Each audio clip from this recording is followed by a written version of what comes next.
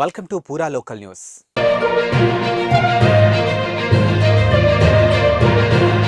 పదేళ్లు ముఖ్యమంత్రిగా పనిచేశావా లేక చప్రాసిగానా? కేసీఆర్ పై సిపిఐ నారాయణ ఫైర్.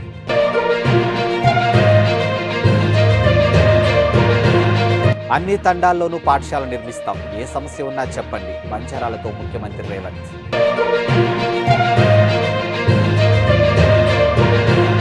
ఖర్చు పెరిగింది తప్ప అదనపు ప్రయోజనం దక్కలేదు.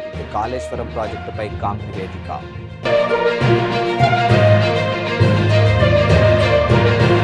ఈరోజు అనకాపల్లి పట్టణంలో స్థానిక టీడీపీ పార్టీ కార్యాలయంలో మాజీ శాసనసభ్యులు, నియోజకవర్గం టీడీపీ ఇన్ఛార్జ్ పీలా గోవింద్ సత్యనారాయణ గారి అధ్యక్షన జరిగినటువంటి పట్టణ తెలుగుదేశం పార్టీ విస్తృత స్థాయి సమావేశంలో ముఖ్య అతిథులుగా పార్లమెంట్ పార్టీ అధ్యక్షుడు బుద్ధా నాగజగదీష్ గారు, టీడీపీ యువ నాయకులు దాడి రత్నాకర్ గారు పాల్గొన్నారు. ఈ సందర్భంగా బూత్ యూనియన్ క్లస్టర్ ఇన్ఛార్జీలు, కుటుంబ సాధికార సారథులు, వార్డు కమిటీ సభ్యులు పాల్గొన్నారు. ఖమ్మం నగరంలోని శ్రీనివాస నగర్ ప్రాంతంలో పగడాల హోమియో కేర్ సెంటర్ నూతనంగా డాక్టర్ పగడాల దేవి వరప్రసాద్ ఏర్పాటు చేయడం జరిగింది. ఈ యొక్క కార్యక్రమానికి ముఖ్య అతిథులుగా స్థానిక కార్పొరేటర్ దొడ్డా నగేష్, ఆర్జేసీ కృష్ణ, పగడాల మోహన్ రావు, కొండయ్య, శ్రీకాంత్ తదితరులు పాల్గొన్నారు. అనంతరం వారు మాట్లాడుతూ ఖమ్మంలోని హోమియో కేర్ సెంటర్ల ద్వారా సుదీర్ఘంగా, దీర్ఘకాలికంగా తగ్గనిటువంటి ఎన్నో వ్యాధులకు అన్ని రకాల సరిపడు వైద్యులు హోమియో కేర్ ద్వారా ఆపరేషన్ అవసరం లేకుండానే ఉన్నాయని అన్నారు. ఇక త్వరలో ఖమ్మంలోనే కాకుండా అన్ని చోట్ల బ్రాంచ్లు ఓపెన్ చేస్తామని తెలిపారు. పేరు పగడాల మోహన్ రావు. మా బాబు పగడాల దేవర ప్రసాద్ ఈరోజు హోమియో హాస్పిటల్ని ఓపెన్ చేయడం జరిగింది. దీనికి నగరంలో ఉన్న పెద్దలు కొండయ్య గారు, శ్రీకాంత్ గారు, నగేష్ గారు, మా వార్డు కార్పొరేటర్లు అందరూ ఒక 10 మంది మ్యాక్సిమం మా వార్డులో ఉన్న వాళ్ళందరూ వచ్చి మా బాబుని ఆశీర్వదించారు. ఈ హాస్పిటల్ ఫ్యూచర్లో కూడా దీన్ని బాగా డెవలప్ చేసి మేము అక్కడక్కడ బ్రాంచెస్ పెడదామనే ఆలోచన కూడా ఉంది. కాకపోతే ఫస్ట్ టైం మా సొంత ఇంట్లో ఈ బజార్లో పెట్టడం జరిగింది. ఫ్యూచర్లో పట్టణాలలో, అక్కడక్కడ గ్రామాలలో కూడా కొన్ని బ్రాంచీలు ఓపెన్ చేద్దాం అనుకుంటున్నాను. ఈ ప్రారంభోత్సవానికి ఇచ్చేసిన పెద్దలందరికీ, మీ అందరికీ నమస్కారం. ఇప్పుడు మా వాళ్ళు మాట్లాడతారు. Thank you. పగడాల మోహన్ రావు గారి తనయుడు పగడాల దేవివర ప్రసాద్ గారు శ్రీనివాస్ నగర్ ప్రాంతంలో హోమియో కేర్ హాస్పిటల్ ప్రారంభించడం జరిగింది.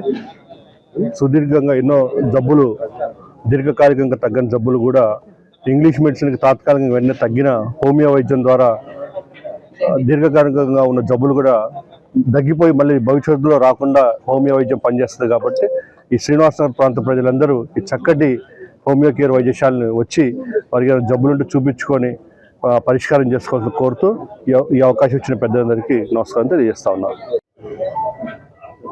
సో డాక్టర్ పగడాల వరప్రసాద్ కొత్తగా హాస్పిటల్ స్టార్ట్ చేసిన సందర్భంగా హోమియో వైద్యం గురించి ఇంతకుముందు చాలా ఇంట్రడక్షన్ ఇవ్వాల్సి వచ్చేది. ఇప్పుడు అంత అవసరం లేకుండా మంచిగా డెవలప్ అయింది. ఖమ్మంలో 42 సంవత్సరాల నుంచి మనకి హోమియోలో క్వాలిఫైడ్ డాక్టర్స్ మొదలుపెట్టారు. పెద్ద పెద్ద డాక్టర్లు ఇప్పుడు ఖమ్మంలో కనీసం 30-40 మంది ఉన్నారు. దీనికి మంచి ఆర్గనైజేషన్ ఉంది. మేమంతా ఫ్రీ క్యాంపులు చేస్తుంటాం. ప్రసాద్ గారు కూడా ఈ విషయంలో చాలా హెల్ప్ చేస్తుంటారు అందరికీ. మేమందరం ఎన్నో ఫ్రీ క్యాంపులు కండక్ట్ చేసాము. ఇంకా ఇన్స్టిట్యూషన్స్లో, సత్యసాయి ఇన్స్టిట్యూషన్స్ వాటిల్లో కూడా ఫ్రీ సర్వీస్ వాటిల్లో కూడా మేమందరం చేస్తూ ఉంటాం. ఈ వైద్యం గురించి మనం చెప్పాలి అని అంటే, ఒకప్పుడు ఆల్టర్నేటివ్ అనేవాళ్ళు, కానీ ఇదే మెయిన్గా అయిపోయింది. ఆల్ మెడికల్ ప్రాబ్లమ్స్ అన్నిటికీ హోమియోపతినే బెస్ట్. సర్జికల్ ప్రాబ్లమ్స్లో కూడా వాళ్ళు సర్జరీ అడ్వైజ్ చేసిన వాటిల్లో 40% మేము సర్జరీ లేకుండా మందులతో తగ్గించగలుగుతాం. అది వైద్యం విశిష్టత. కాబట్టి ఈ వైద్యాన్ని అందరూ ఉపయోగించుకొని తక్కువ సమయంలో తగ్గించుకోవచ్చు. వెనకటికి హోమియోపతి అంటే కొంచెం టైం పడుతుంది అనేవాళ్ళు, కానీ ఇప్పుడు ఆ పద్ధతి లేదు. ఈ typhoid, jaundice, malaria, acute problems వీటన్నిటిలో కూడా చాలా తొందరగా తగ్గుతుంది. ఇంగ్లీష్ వైద్యంతో పాటు సమానంగా ఇంకొకసారి అంతకంటే ముందర తగ్గుతుంది. మొన్న వచ్చిన కరోనా అప్పుడు కూడా చాలామంది పేషెంట్లు ఆల్రెడీ హోమియో అనుభవం ఉన్న వాళ్ళు మాత్రం వాళ్ళు ఓన్లీ హోమియోనే వాడి తగ్గించుకున్నారు. కాబట్టి ఈ వైద్యాన్ని అందరూ ఉపయోగించుకొని దీనికి తగ్గుతుంది, దీనికి తగ్గదని ఉండదు. మేడ్చల్ మండలం మున్నూరు కాపు అధ్యక్షులు గౌరవనీయులు శ్రీ ఆకుల సురేష్ పటేల్ గారి జన్మదిన సందర్భంగా ఈ రోజు ఆల్వాల్లో తోటమైసమ్మ ఆలయంలో జన్మదిన వేడుకలు మున్నూరు కాపు కుల సంఘం సభ్యులు ఆధ్వర్యంలో ఘనంగా నిర్వహించారు. ఈ కార్యక్రమంలో మేడ్చల్ మున్నూరు కాపు మండలం మరియు మేడ్చల్ పట్టణ కమిటీ సభ్యులు పలువురు పాల్గొన్నారు.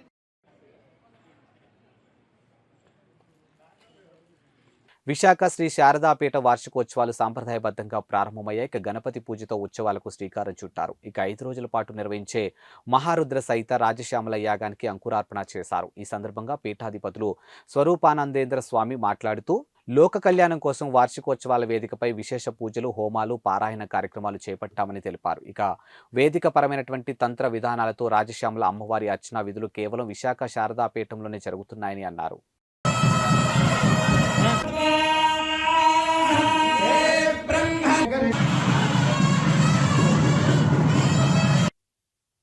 రాజశ్యామల అమ్మవారి యొక్క పరిపూర్ణమైన వైదికపరమైన తంత్ర విధానంతో కూడుకున్న అర్చనా విధులు ఏవైతే ఉన్నాయో ఈ భారతదేశంలో విశాఖ శ్రీ శారదాపీఠంలో తప్ప ఇంక ఎక్కడా జరగని పరిస్థితిలో ఉన్న, ఎక్కడా లేనటువంటి రాజశ్యామల అమ్మవారు విశాఖ శ్రీ శారదాపీఠంలో మాత్రమే ఉన్నది. కాబట్టి ప్రజలు శ్రేయస్సు, భక్తుల యొక్క కోరికలు నెరవేరరాడాలు, అలాగే ఈ స్థానం యొక్క బలము చేత ప్రతి ఒక్క భక్తుడికి మంచి జరగాలని సదుద్దేశం చేత పీఠము యొక్క అభివృద్ధియే కాకుండా భక్తుడికి కూడా మంచి అభివృద్ధి కలగాలని ఉద్దేశం చేత ఈ కార్యక్రమం ఈ రోజు నుంచి 19వ తారీఖు వరకు ఉదయం యజ్ఞాలు, హోమాలు, ఇటువంటి కార్యక్రమాలు, ఎన్నెన్నో కార్యక్రమాలతో అమ్మవారి యొక్క అనుగ్రహం పరిపూర్ణంగా ఉండాలి, అమ్మవారి యొక్క ఆశీర్వచనాలు పరిపూర్ణంగా ఉండాలి అందరికీ అని ఉద్దేశం చేత ఈ కార్యక్రమాన్ని అందరూ పాల్గొనవచ్చు. చాలా అద్భుతమైన కార్యక్రమం, మంచి శక్తివంతమైన కార్యక్రమం. కాకినాడ నగరంలోని శ్రీ శ్రీ వైభవ వెంకటేశ్వర స్వామి ఆలయం నుంచి ఆనంద భారతి వరకు బ్రహ్మో వేదిక సేవానంతరం తిరువేది ఉత్సవం నిర్వహించారు. అధిక సంఖ్యలో మహిళలు సామూహిక కోట్నోత్సవంలో పాల్గొన్నారు. ఇక ఎమ్మెల్సీ కర్రి పద్మశ్రీ, నగర అధ్యక్షురాలు సుంకర శివప్రసన్న, ఎమ్మెల్యే శ్రీమతి మహాలక్ష్మి తదితరులు పసుపు దంచే కార్యక్రమంలో పాల్గొన్నారు. ఈ సందర్భంగా విశాఖపట్నంలోని శ్రీ వైభవ వెంకటేశ్వర స్వామి ఆలయ వేద పండితులు శేషు స్వామి, రైస్ మిల్ అసోసియేషన్ రాష్ట్ర అధ్యక్షుడు ద్వారంపూడి వీరభద్ర రెడ్డి మాట్లాడుతూ కాకినాడ సిటీ ఎమ్మెల్యే ద్వారంపూడి చంద్రశేఖర్ రెడ్డి సహకారంతో 3 రోజుల పాటు ఆధ్యాత్మిక కార్యక్రమాలు చేపట్టడం జరిగిందని అన్నారు. ఇక బుధవారం వెంకటేశ్వర స్వామి విగ్రహ ప్రతిష్ఠ చేపట్టడం జరిగిందని అన్నారు. గురువారం తిరువీధి మహోత్సవాన్ని నిర్వహించడం జరిగిందని తెలియజేశారు. ఇక అధిక సంఖ్యలో మహిళలు పసుపు దంచే కార్యక్రమాన్ని చేపట్టారని అన్నారు. మహిళల కోలాటం, దాండియా నిర్వహించడం జరిగిందని, వనితా భక్తులకు గోరింటాకు ఏర్పాటు చేయడం జరిగిందని తెలియజేశారు. మహిళామతనులందరూ వచ్చి సౌమంగళ్యాన్ని ఆకాంక్షిస్తూ శ్రీవారికి జరిగే మంగళ స్నానానికి ముందు పసుపు దంపే కార్యక్రమం శుభకరం. అట్లాంటి శుభకరమైన కార్యక్రమం ఆనంద భారతి గ్రౌండ్ లో నిర్వహించాలని స్థానిక శాసనసభ్యులు శ్రీమాన్ ద్వారంపూడి చంద్రశేఖర్ రెడ్డి గారు, శ్రీమతి మహాలక్ష్మి గారు స్వామి ఆశీస్సులతో ఈ కార్యక్రమానికి శుభారంభాన్ని చేశారు. శ్రీనివాస కళ్యాణ మహోత్సవము, ఈ కృష్ణారోత్సవము శ్రీ శ్రీ శ్రీ వైభవ వెంకటేశ్వర స్వామి వారి దివ్య అనుగ్రహంతో ప్రవచన చక్రవర్తి బ్రహ్మశ్రీ చాగంటి కోటేశ్వరరావు గారి గురువు గారి శుభ ఆశీస్సులతో ఈ కార్యక్రమాన్ని ప్రారంభించడం జరుగుతోంది. రేపటి రోజు స్వామి ఇక్కడ నుంచి బయలుదేరి రంగరాయ మెడికల్ కాలేజీ గ్రౌండ్ లోకి వేయించేస్తారు.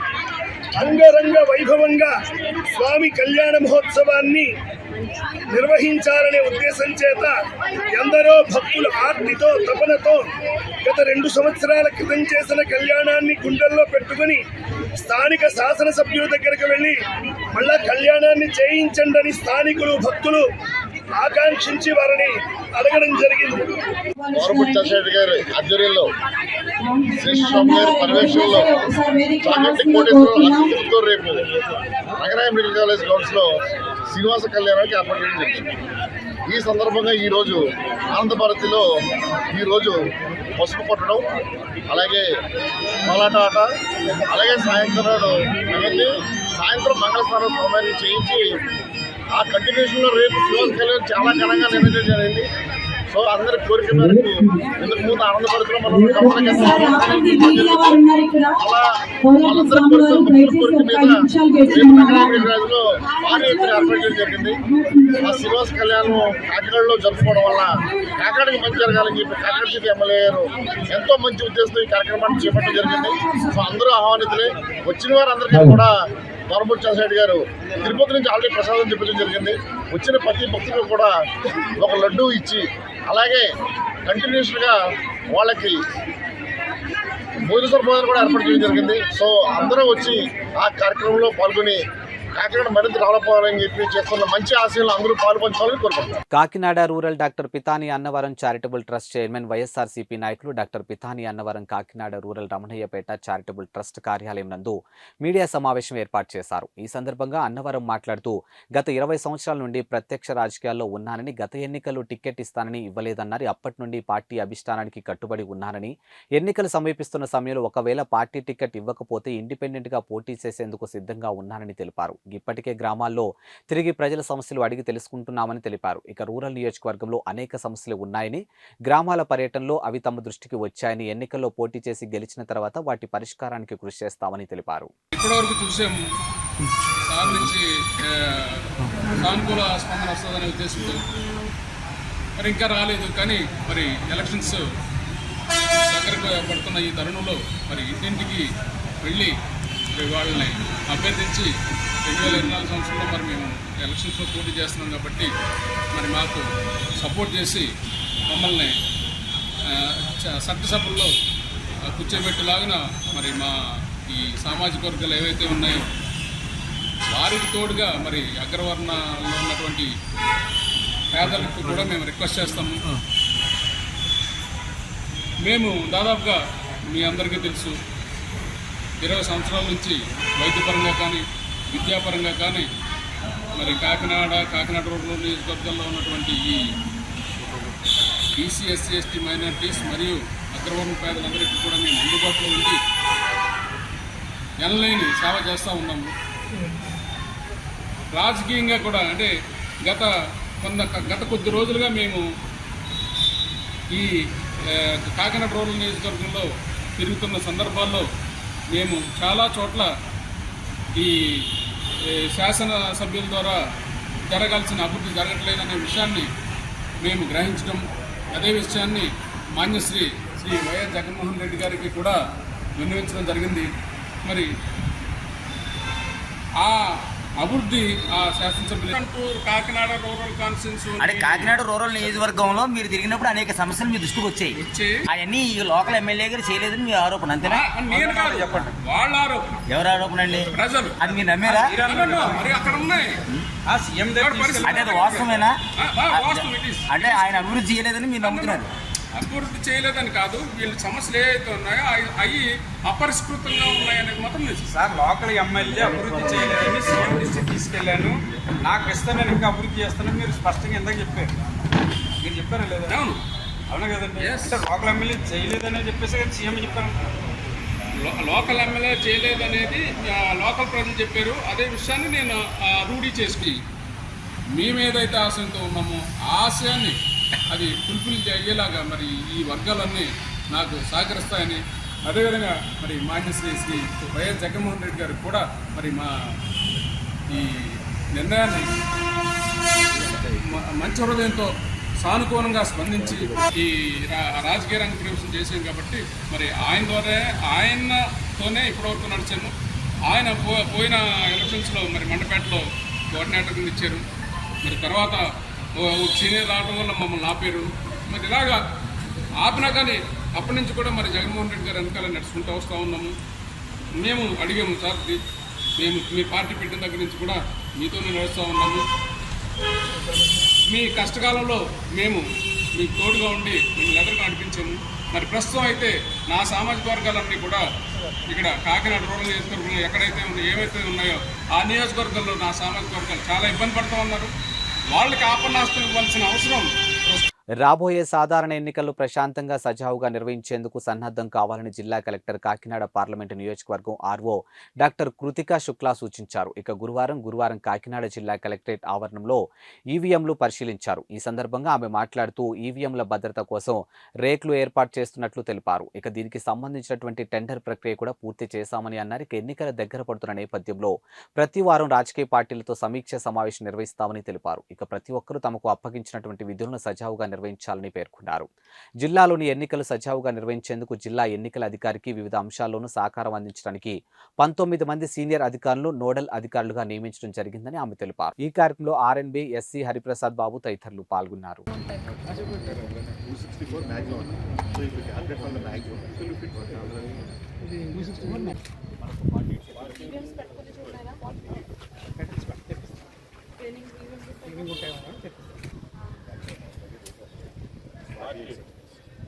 all halls lo to pata hai na bante bits it's na bante me items padtanu అందరికీ నమస్కారం. కాకినాడ పార్లమెంటరీ కాన్స్టిట్యుయెన్సీ మరియు 7 అసెంబ్లీ కాన్స్టిట్యుయెన్సీ సంబంధించి ఎలక్షన్ ప్రిపేర్డ్నెస్ చాలా వేగవంతంగా జరుగుతున్నాయి. దానికి సంబంధించి ఈరోజు ఆర్ఎన్బి డిపార్ట్మెంట్లో రివ్యూ కూడా చేయడం జరిగింది. దీనికి రిసెప్షన్ సెంటర్ అన్ని కాన్స్టిట్యుయెన్సీస్కి, strong room plus counting center JNTU కాకినాడలో పెట్టడం జరుగుతుంది. కాబట్టి అక్కడ స్ట్రాంగ్ రూమ్స్ అన్నీ ఏర్పాటు చేస్తున్నాము. అక్కడ అన్ని స్ట్రాంగ్ రూమ్స్ సివిల్ వర్క్స్ ఇప్పుడు జరుగుతున్నాయి. దాంతోపాటు ఈవీఎంస్ ఎక్కడ స్టోర్ చేయాలి, దానికి ర్యాక్స్ ఫైనలైజ్ చేసి టెండర్ ద్వారా ఈరోజు ఆర్డర్ కూడా ఇవ్వడం జరుగుతుంది.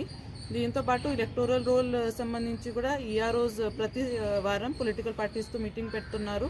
నేను నా లెవెల్లో వాళ్ళతో మీటింగ్ పెట్టి అన్ని విషయాలు ఎప్పటికప్పుడు వాళ్ళకి తెలియజేయడం జరుగుతుంది.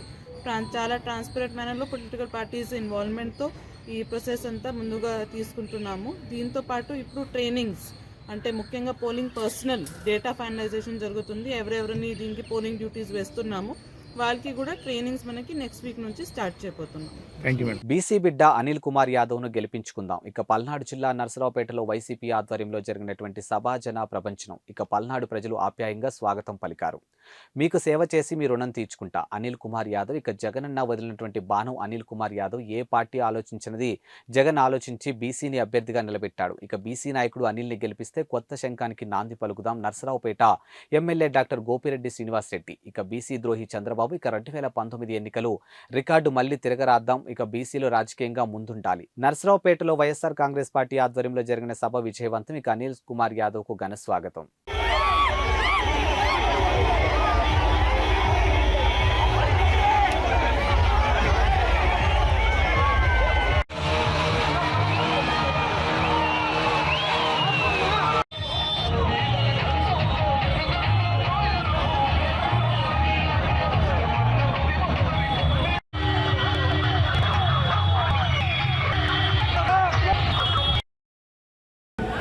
ప్రతి ప్రాంతానికి రాలేకపోవచ్చు, టైం తక్కువ ఉంది కాబట్టి.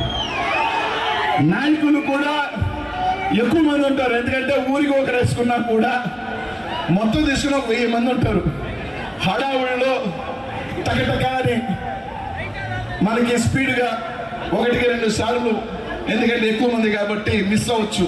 అది ఎవరు మనసులో పెట్టుకోవద్దు. మీతో పాటు 5 సంవత్సరాలు కాదు, ఇంకా ఎక్కువ సంవత్సరాలు మీతో పాటు కలిసి ఉండేవాడు.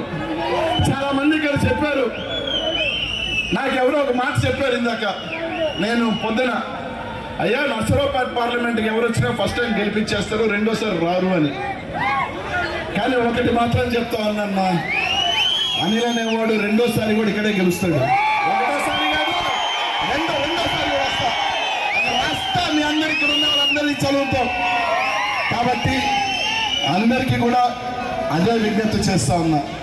ఆశలు ఎక్కువ ఉంటాయి, మా ఊరికి రావాలి అని. టైము వ్యవధి తక్కువ ఉన్నప్పుడు పరుగులు తీసే టైము ఎక్కువ ఉంటుంది. ఆ టైంలో కొన్ని గ్రామాలు రాలేకపోవచ్చు. దానివల్ల దయచేసి ఎవరు కోపాలతోనో లేకపోతే మా గ్రామానికి రావలేదనే బాధతోనో ఇది చేయొద్దు. తప్పకుండా ఎన్నికలు అయిపోయిన తర్వాత 5 సంవత్సరాలు ఉంది, తప్పకుండా మీ గ్రామానికి వస్తా. మీ గ్రామంలో ఖచ్చితంగా భోజనం కూడా చేస్తా. మీ అందరి పల్నాడు రుచులు తింటా. అన్నీ కూడా ఉంటా కాబట్టి అవి ఏమీ పెట్టుకోవద్దని చెప్పి తెలియజేస్తా ఉన్నా. ప్రతి ఒక్కరికి కూడా రేపటి నుంచి ఇక్కడే ఉంటా, అందరినీ కలుస్తా. మా శాసనసభ్యులు మా అన్నోళ్ళందరినీ కూడా ఏ ప్రాంతానికి అన్నోళ్ళు ఎట్ట చెప్తే వాళ్ళ షెడ్యూల్ వేస్తే వాళ్ళ ప్రకారం అన్నీ కూడా ముందుకు వెళ్ళి కలుపుకొని ముందుకు వెళ్తానని చెప్పి తెలియజేస్తా ఉన్నా. మీ అందరికీ కూడా ఒకటే చెప్తా ఉన్నానన్న అందరికీ కూడా ఈ పార్లమెంటే కాదు నేను అడిగేది, ఉమ్మడి గుంటూరు జిల్లాని కూడా నేను ఇక్కడి నుంచి అడుగుతా ఉన్నా. అన్న ఆలోచన చెయ్యండి. ఒక అవకాశం జగన్మోహన్ ఈరోజు ఇందాక పెద్దలు మన కారుమూరు అని చెప్పాడు, ఈసారి 3 ఎంపీలు గతం కన్నా ఎక్స్ట్రా బీసీలకి ఇచ్చాడు. ఏలూరు కానీ కారుమూరు అన్న బిడ్డకి సునీల్కి, ఇక్కడ నాకు కానీ నసాపురం పార్లమెంటు కానీ ఈ విధంగా 3 పెంచాడు. ఆ 3 రాజమండ్రి ముందు కూడా నిందన్న 3 పెంచాడు. అంటే 3కి పెంచితే మనం 3 గెలిపించుకోకపోతే ఇంకా మనకి ఎక్కువ వస్తాయని చెప్పి మీ అందరికీ కూడా తెలియజేస్తా ఉన్నా. కాబట్టి మీ అందరూ కూడా ప్రతి ఒక్కరూ కూడా ప్రతి నియోజకవర్గం 7 మంది అన్నలు గెలిస్తే నేను మంచి మెజార్టీతో గెలుస్తా.